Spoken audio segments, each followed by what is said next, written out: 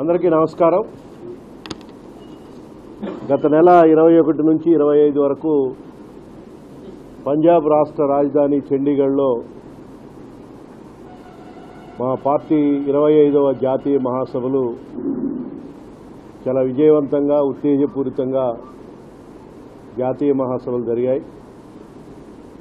ముఖ్యంగా ఈ మహాసభల్లో దేశంలో పెరిగిపోతున్నటువంటి ఫ్యాసిస్టు మతోన్మాద కార్పొరేటీకరణ విధానాలకు వ్యతిరేకంగా దేశంలో ప్రజాస్వామ్య లౌకిక వామపక్ష శక్తుల ఐక్యత కోసం పెద్ద ఎత్తున కృషి కొనసాగించాలని చెప్పేసి ఈ మహాసభలో ప్రధానంగా తీర్మానం చేయడం జరిగింది.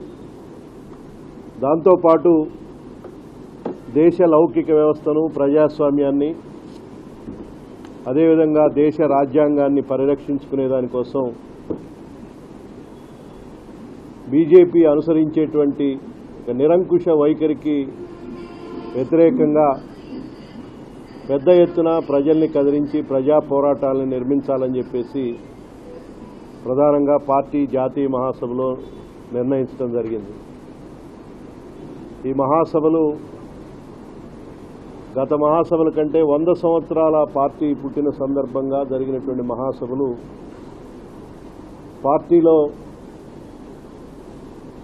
ఒక నూతన ఉత్సాహాన్ని, ముఖ్యంగా యువతని పార్టీలోకి ఆకర్షించేదానికోసం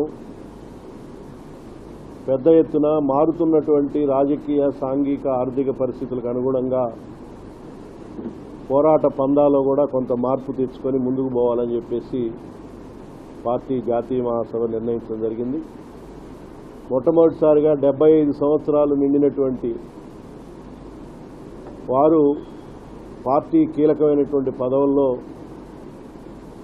వాళ్ళు వైదొలిగి యువతకి, మహిళలకి పెద్ద ఎత్తున పార్టీ పదవుల్లో స్థానం కల్పించాలని నిర్ణయించి ఆ 75 సంవత్సరాల వయస్సు దాన్ని ఈ మహాసభలో ఇంప్లిమెంట్ చేయడం జరిగింది. ఈ మహాసభల ద్వారా భవిష్యత్తులో రానున్నటువంటి కొన్ని రాష్ట్రాల్లో జరిగేటువంటి ఎన్నికల్లో కూడా బీజేపీని ఓడించేదానికోసం, బీజేపీకి వ్యతిరేకంగా వామపక్ష లౌకిక ప్రజాస్వామ్య శక్తులన్నింటినీ కూడా ఐక్యం చేయాలని పార్టీ మహాసభలో నిర్ణయించడం జరిగింది.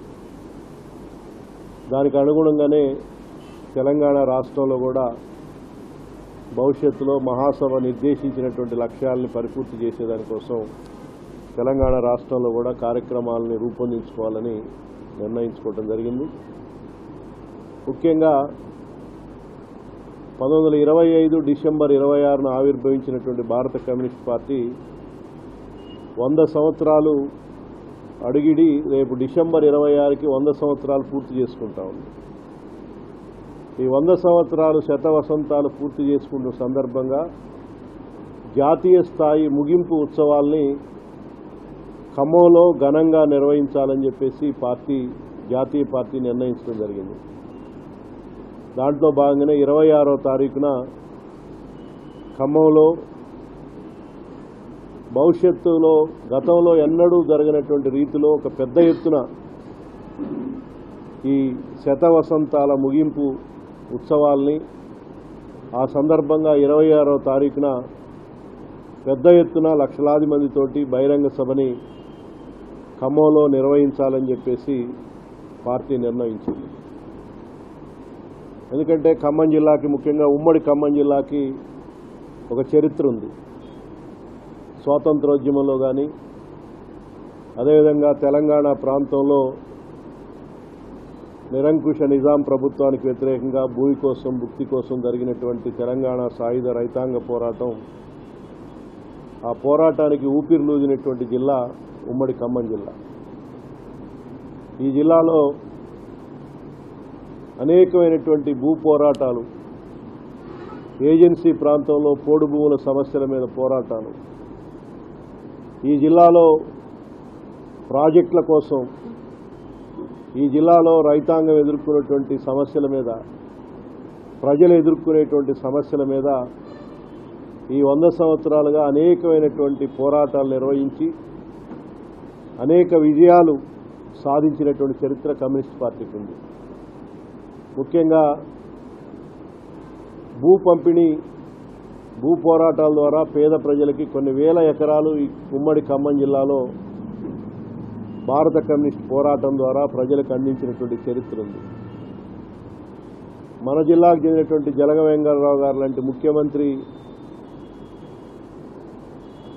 ఆ ముఖ్యమంత్రిని కూడా, ఆ ప్రభుత్వాన్ని కూడా భూ సమస్య మీద కదిలించినటువంటి పోరాటాల ద్వారా కదిలించినటువంటి చరిత్ర కమ్యూనిస్ట్ పార్టీకి ఉంది.